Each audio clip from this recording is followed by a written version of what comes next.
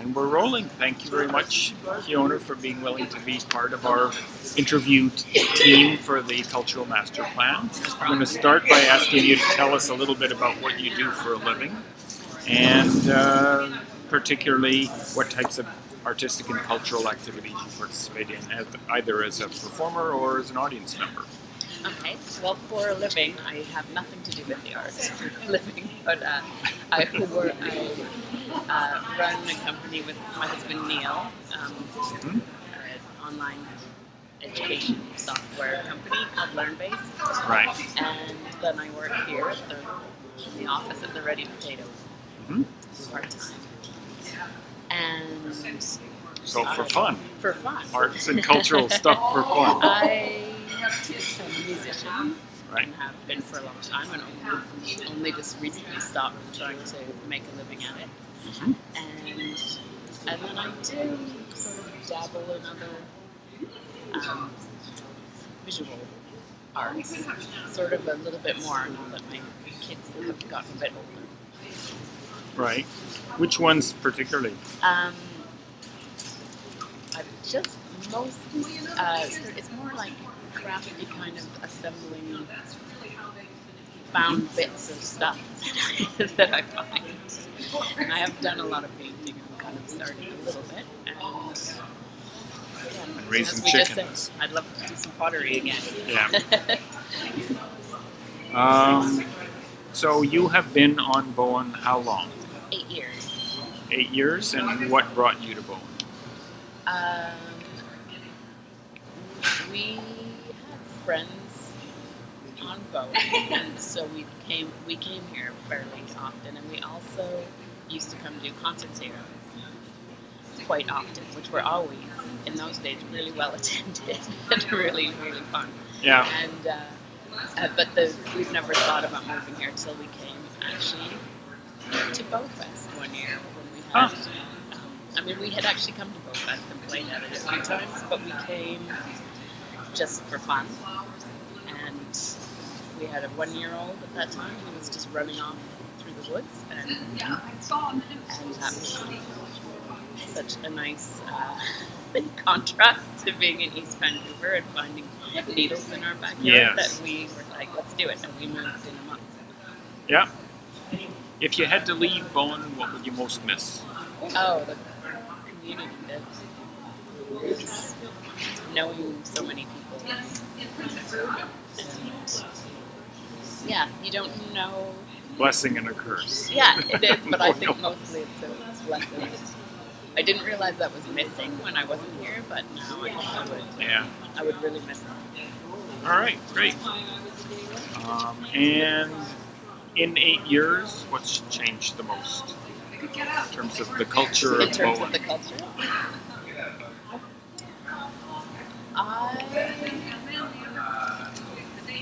I don't know if these things, if I have changed or if Bowen has changed. That's all right. Perception is reality. Yeah, okay, because I feel like when we first came here, at least as musicians, if we put on shows, there was more interest. But maybe, maybe that's because we were new and people weren't tired of our shows yet.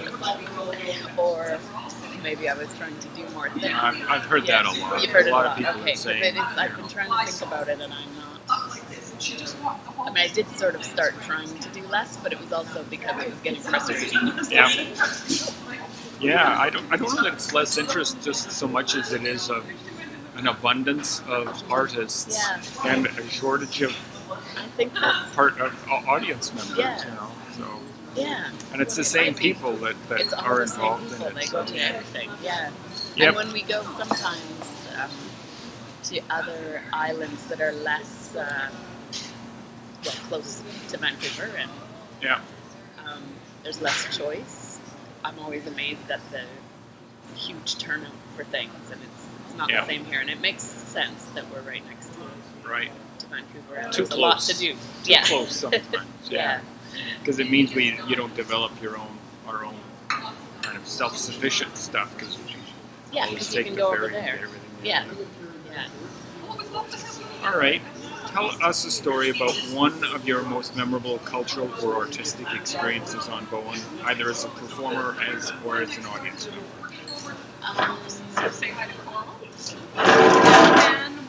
One of my favorite things that we did, Neil and I did together, was organize a benefit after the tsunami in Japan.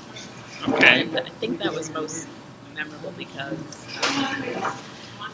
this is typical of Bowen, but when there's a cause, people really, like, everyone just came out and offered things.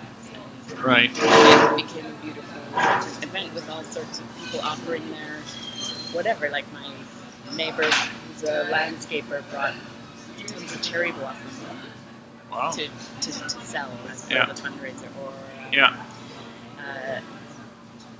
getting sort of because it was more multidisciplinary. Like we had a projected show going on at the same time that was inspired by the music, and that was fun for me because often things stay separate. Yeah. So what we need is more disasters, basically. Yeah, because people really come Get together people when together. there's more, when there's disasters. Right. And another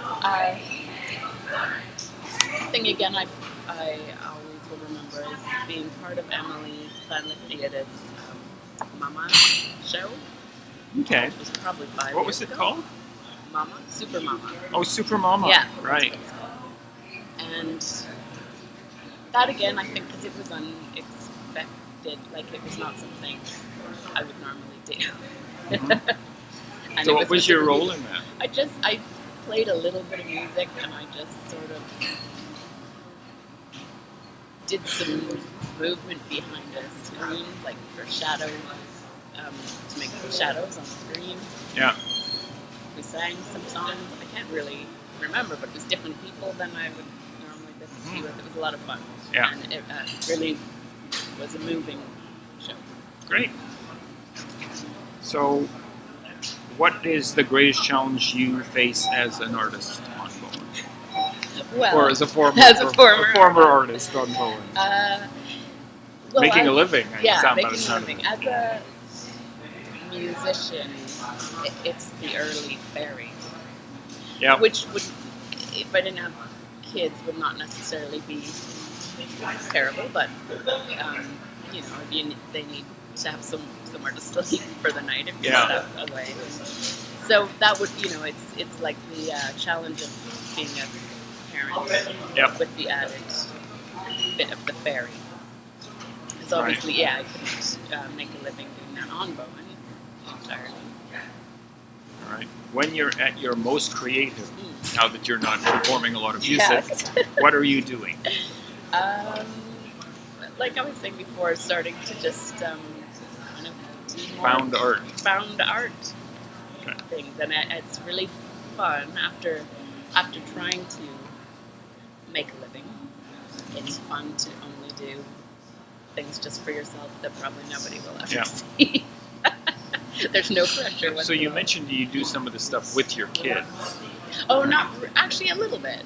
It has been kind of it's the sort of thing that I can get it done, and they can kind of do the same thing at the same time. We're not like working. So on they things haven't together. really picked up on artistic stuff at this. A little bit. I mean, they enjoy doing it, so it's something we can all kind of be working on the same thing and at the same time. Okay. So what's holding you back from doing more creative and artistic stuff, other than the fact that you have 2 small children? Time, yeah. Time. Children and work. Yeah. And having said that, that it's nice to have no sort of outside need to, or like I'm not doing it for a living or anything. Having said that, I am the sort of person who kind of works better with deadlines. Yeah. So that's also part of it, is learning how to do these things just right.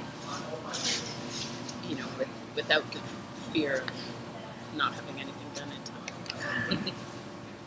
When you think of arts and culture on Bowen, is there a particular place or person that immediately comes to mind?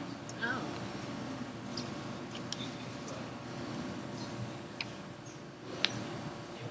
Probably there's lots of people that come to mind. There's all the artists and musicians that I know, but there's also, like we said, all those people who are always at everything that kind of keep everything going. They're the music supporters. Right. Yeah, and they're always there. Yep.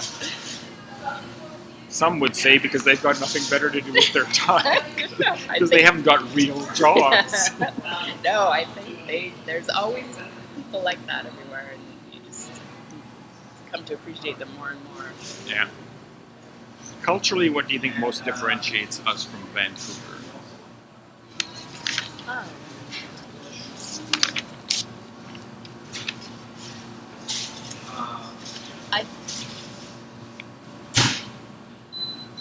I think there's a sort of, everyone along the West Coast has a certain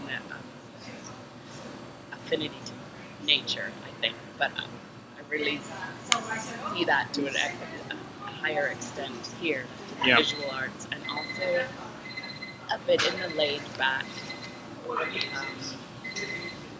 I guess what is the laid back way that people treat their art possibly because they can't do only that. Like a lot of them have to do other jobs, and it changes the way you think about being an artist. And it's a bit more laid back. It's kind of nice, actually. It defines people a bit less.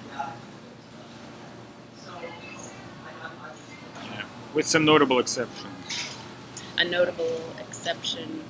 Well, I've been having some back and forth discussions with Spider Robinson. For Oh, example. okay.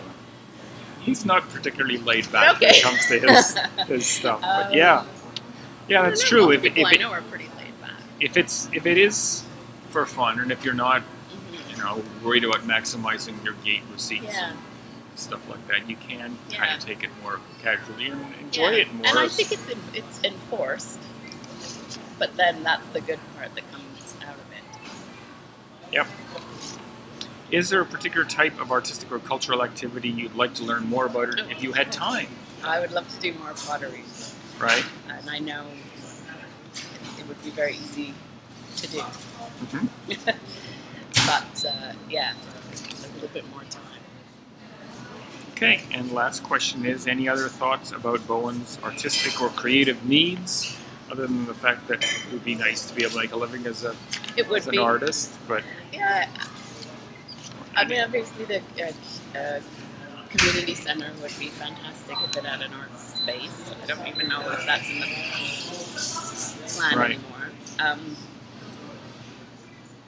Somehow, it just needs people to be more interested, and I don't know how you get people to be more interested. I don't know.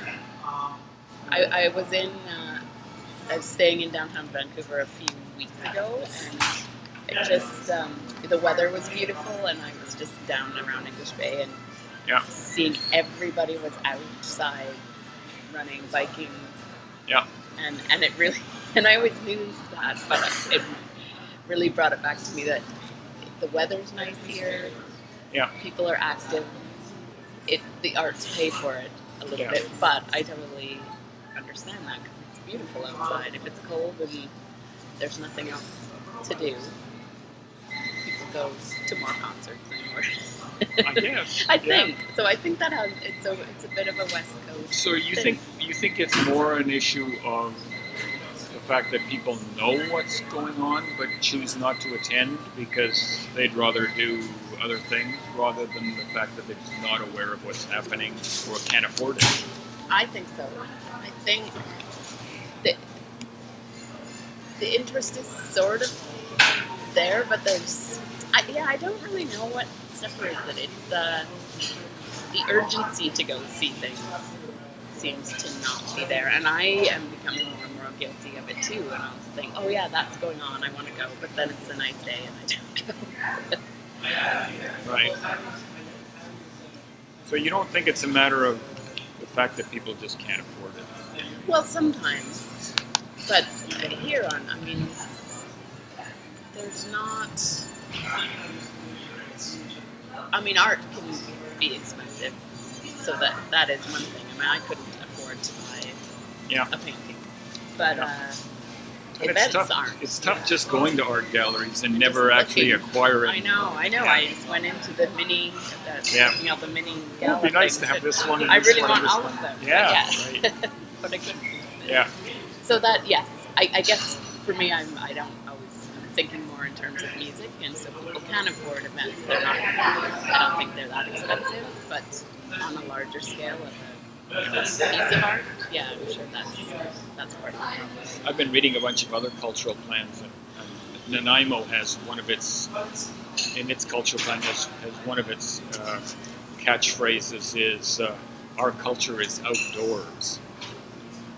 And when you look at the list of the cultural activities they participate in, the first 4 or 5 are all outdoor activities. Going to indoor galleries or indoor theater performances are way down the list. That's interesting.